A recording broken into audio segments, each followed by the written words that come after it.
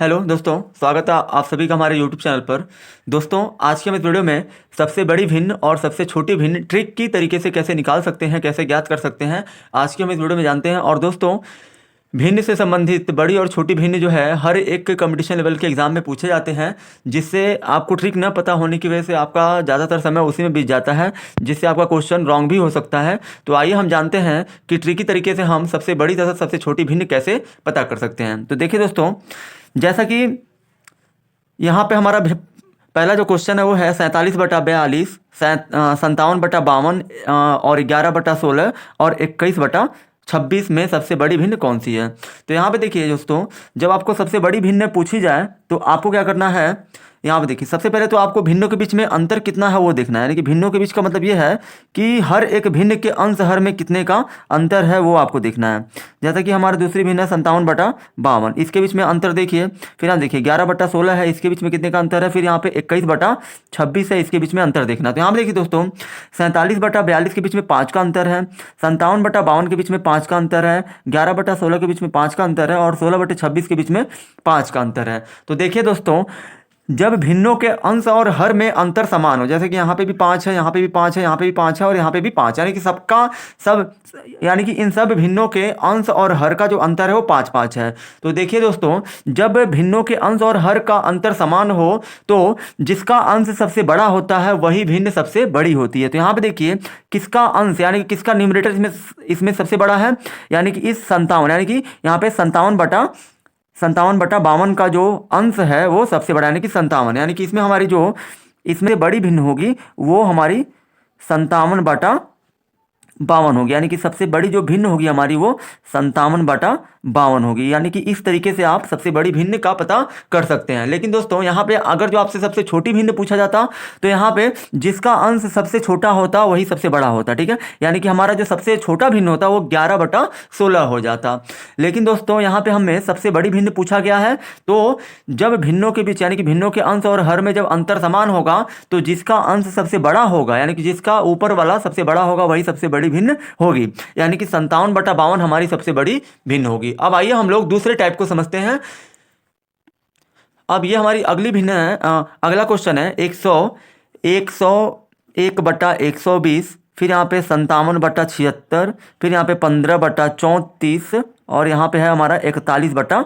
तो यहाँ पे देखिए दोस्तों, सबसे पहले आपको भिन्नों के अंश और हर में कितना अंतर है पहले आपको वो देखना है, ठीक है। तो यहाँ पे देखिए, इन दोनों के बीच में अंतर 19 का है, 57/76 के बीच में 19 का अंतर है, फिर 15/34 के बीच में 19 का अंतर है, फिर 41/60 के बीच में 19 का अंतर है। यानी कि हमारा इस क्वेश्चन में भी दोस्तों अंतर समान है और यहाँ पे हमें सबसे छोटी भिन्न पूछी गई है।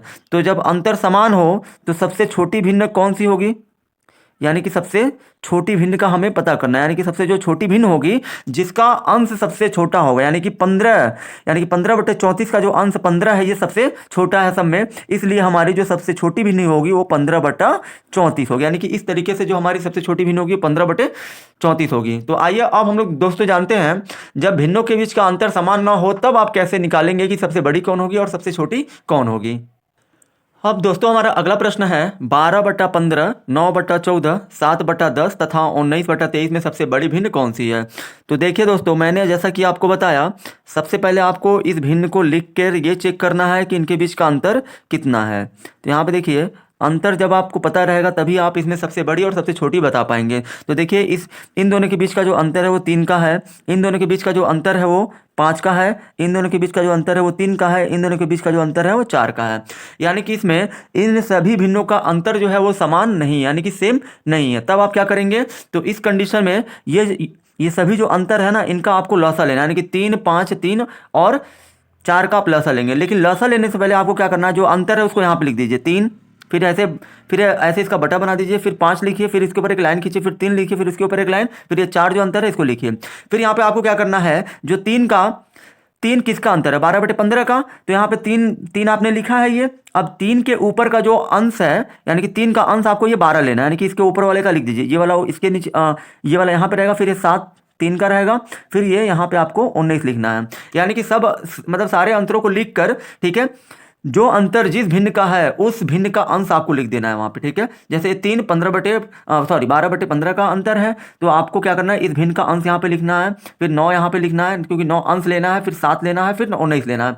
फिर आपको क्या करना है, फिर आपको इन 3, 5, 3, 4 का लसा लेना है। तो ये देखिए यहाँ पे 3, 3, 5, 3 और 4 का जो लसा होगा वो 60 होगा, ये आप निकालेंगे तो 60 आएगा। फिर आपको क्या करना है, इस 60 से इन सभी में गुणा कर लेना है, यानी कि 60 से इसमें भी, 60 से इसमें भी और 60 से इसमें भी। फिर देखिए यहाँ पे ये 3 दूना 6 हो जाएगा। फिर यहाँ देखिए 12 कम 12, सॉरी 5 कम 5, 5 दूना 10। फिर यहाँ देखिए 3 दूना 6, 20 बार में कटेगा।